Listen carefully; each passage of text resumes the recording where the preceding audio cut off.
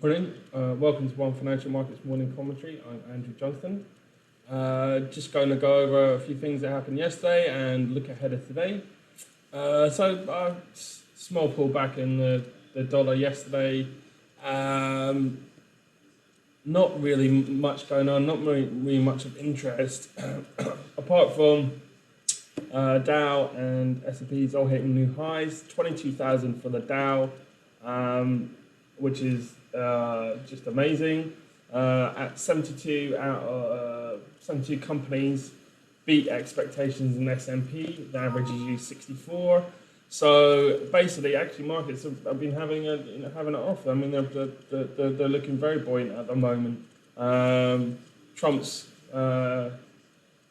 is praising himself on social media about how the equity markets have all gone up by 25% or whatever since the election. How and his son's on talking to press conferences about how he's added 2 to 3 trillion to the U.S. economy.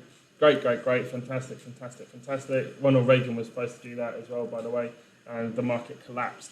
So we just it's an interesting. We keep on talking on a daily basis, but at the moment, if you just look at the Dow, we'll bring it up on a chart here, and just look at it appreciating. You can't fight it when it's been moving up all this year, really. So I mean, you'd be daft to. You can't fight something like this. It's just generally on the uptick. So until something happens in terms of interest rates or the market consensus, then this will continue, and the low dollar does help that. Like I say, dollar crosses euro, and sterling had a small pullback, but nothing to warrant any interest. The consensus is still a dollar sell-off, and this will be accommodative to the equities. Figures yesterday, like I keep saying, flat. No one's really paying attention. We do have some big figures.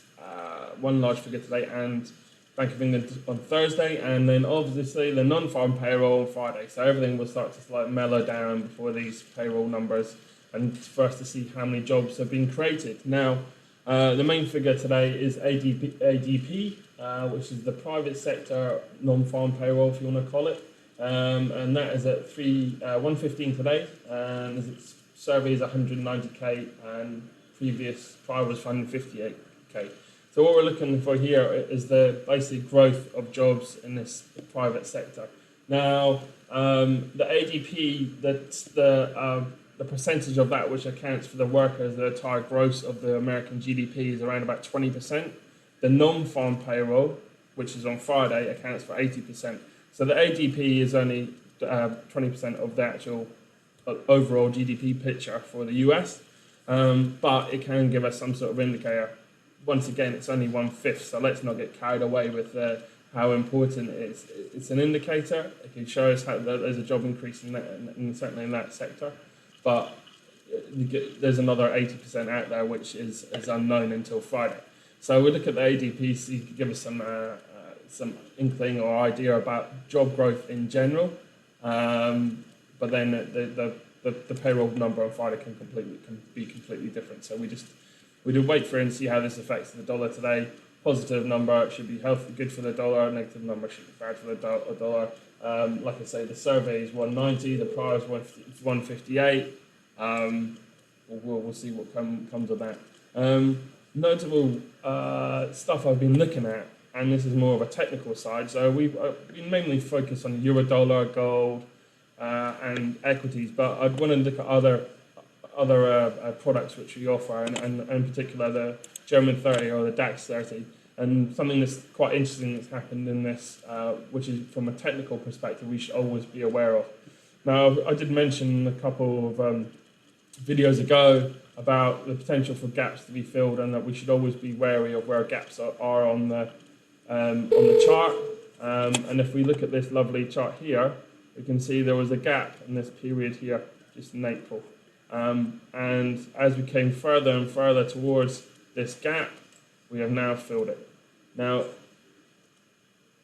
God knows, maybe it's pricing, I don't know, but generally gaps are always filled it might take a bit of time, and in this case, it's taken me 4 months, but gaps are generally filled. And so when we're getting to inflection points like this, be very, very aware that there's a potential for this to be filled, and then this gives you good, and this provides good support area as well. So it's good to know as a technical trader and as a day trader that there is buying potential here, dependent on how the market has the strategies currently playing.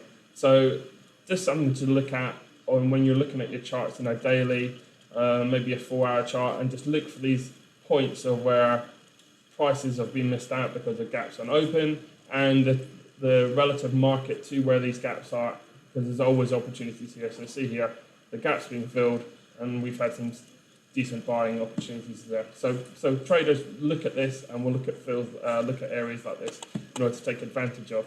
The other product I'm looking at the moment is dollar yen.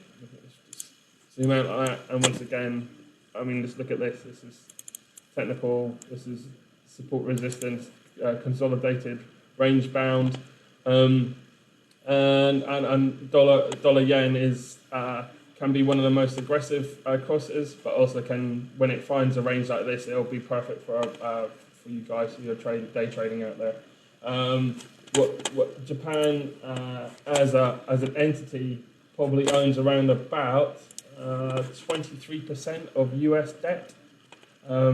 So that's something you have to factor in, and believe it or not, it's the post office that owns most of the debt in Japan. The reason why the Japanese own so much US debt is because they don't get any yield on their bonds at home, negative almost. So they look to put money into safe havens, and the US bond is one of those, albeit they're getting very small yield for it.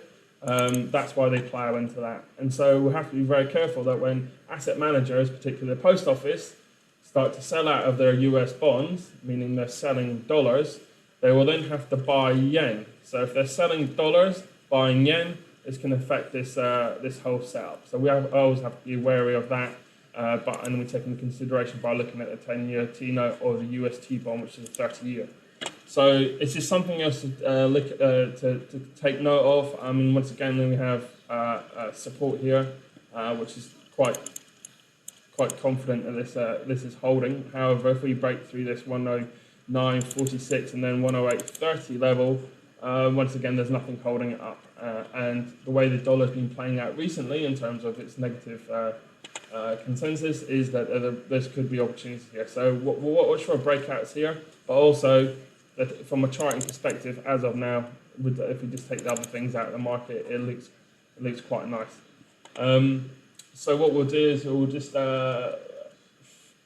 keep you updated with all the news and all the updates and new releases tomorrow morning. But we wait for ADP today to see how things go. We also have crude inventories, but ADP is the main figure for today. So from me in the front lines, see you tomorrow.